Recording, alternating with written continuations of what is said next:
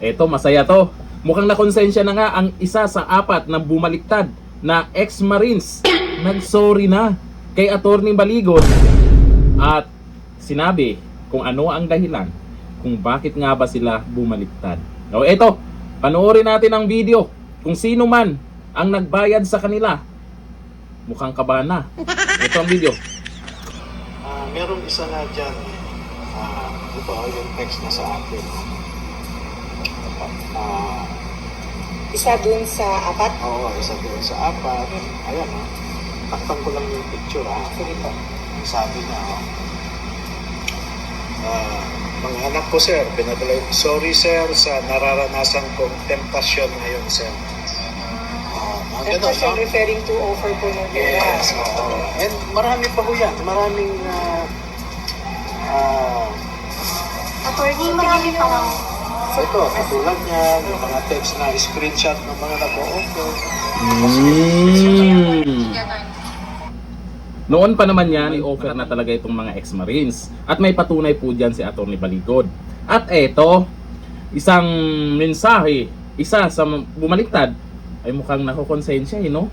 E paano kaya kung tuluyang bumalik pag nakuha yung in-offer sa kanila? Naku po, kinakabahan yung nagbayad di umano sa kanila ha, kasi noon pa may mga presyuhan ng lumalabas dyan, 10 million, umabot na nga daw ng 20 million, at ito dahil sa offer, lumaki na nga, kaya bumaliktad po itong apat di umano. At isa po sa ex-Marines din ay nagsalita na rin tungkol po dyan. Alam nyo, sa totoo lang kasi, itong si Atty. Baligon, wala namang perang ibabayad dyan sa mga ex-Marines. Kaya posible din talaga na totoo ito na dahil sa offer. Kaya sa mga galit doon sa apat, nadismaya doon sa apat, abangan na lang natin ang pwedeng mangyari. Kagaya niyan, bumaliktad na nga yung apat, nagpa-interview pa sa media. Pero yan yung mensahe nila kay Atty. Baligon. Nako. Kasi hindi naman pwedeng sabihin po ng mga ex-Marines dyan na hindi totoo yung mga inilabas nila. Hindi totoo yung mga pangalan na inilabas nila. May mga ebidensya naman kasi. May mga video, may mga picture. Kaya mahirapan talaga silang pasinungalingan yon. Kaya ang mangyayari, tatahimik yung apat na yan.